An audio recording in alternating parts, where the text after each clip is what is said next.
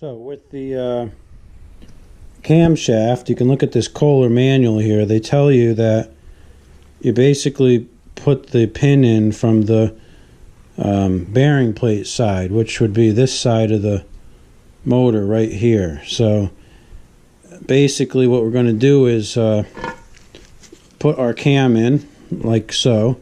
Before I put it in, I'm going to actually magic marker the timing mark on it. And we got our pin here, which slides into the middle of the cam, but that will go through this hole here, like so. And then we have our little shim.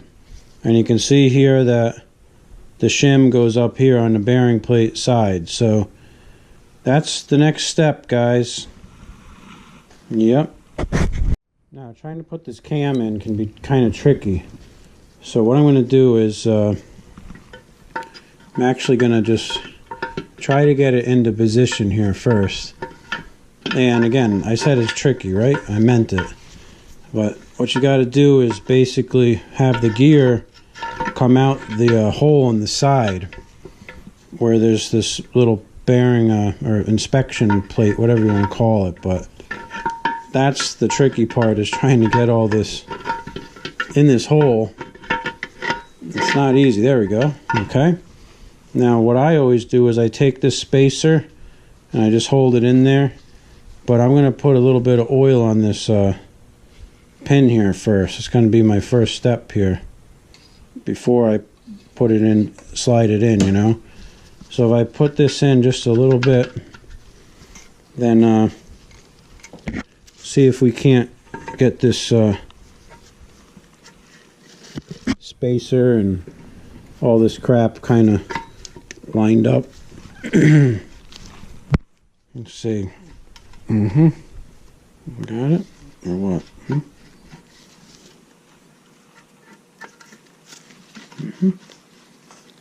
Yeah. Come on, baby. There we go. There we go. Not so bad, huh?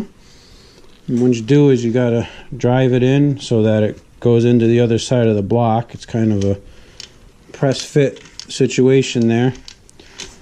But that's how you put the cam in.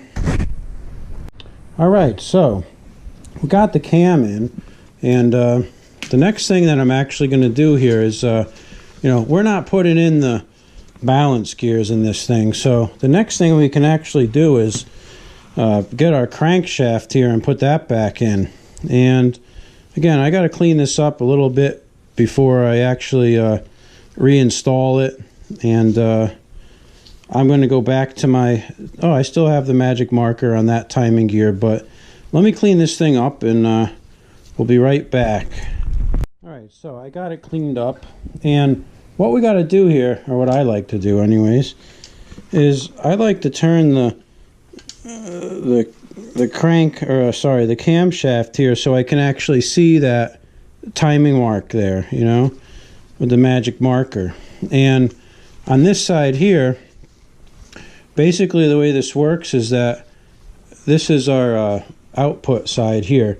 You know what, before I do this, I got to replace my seal. I'm going to take the Pto seal off over here and replace it, but basically just going to feed this in there and line up those timing marks, and that's how you put the crank in.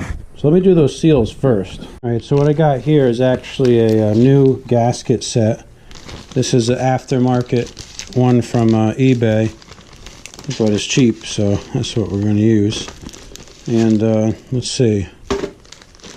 In there, we've got everything. We've got new seals, both sides, bearing plate gaskets, oil pan, head gasket, everything. So I don't actually have to put new everything in because this engine barely had any use. So we'll just kind of do the ones that I know we got to do. The seal probably is okay, but I'm going to replace it anyways, just for the one reason that it would really be foolish to go through all this work with this teardown and not put a new seal in the thing, you know? So let me see if I can open this bag up here. Man, I just put a new blade in this knife. It works so much better. Anyways, let's see. This should be the one that we need for the PTO end there, and it says on here it's made by a company called Athena. Never heard of it. Probably a nice place in China. So what I'm going to do is just turn this back around again real quick. And oh, I got the wrong one. Hold on. Here's the correct seal here.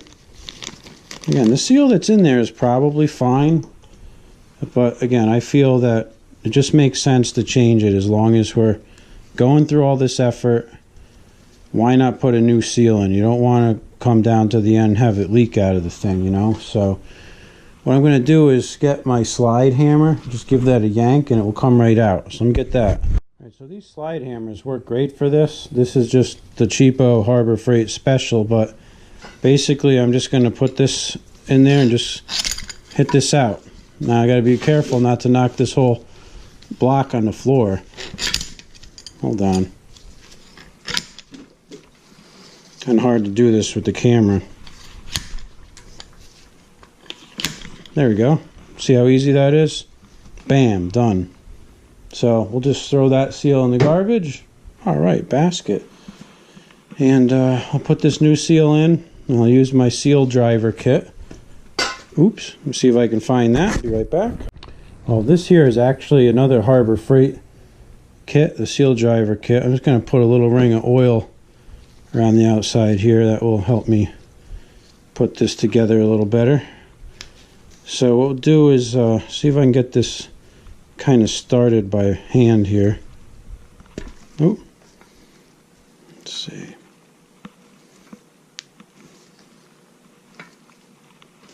There you go. And then get these nice little drivers here and put that on there and just hammer it in. Should be using a bigger hammer than this. It's going in. If I had a bigger hammer, it would be going in faster.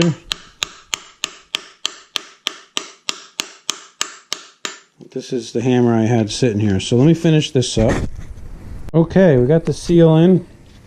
And now we're going to try to put the crankshaft in here. You can see my timing marks down here. We've got to make sure that we don't hit the anything against the block here on entry. There we go.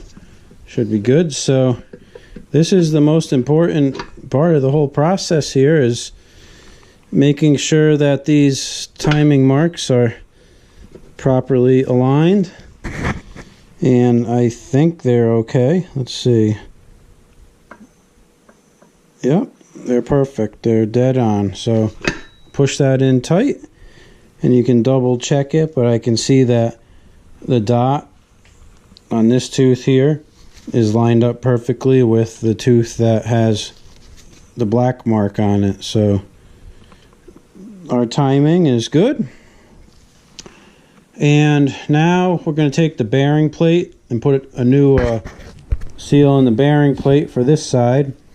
And then pretty much what we got to do after that is put on the valves and get all these gaskets off all these covers and everything and put the new gaskets on them. So we're real close.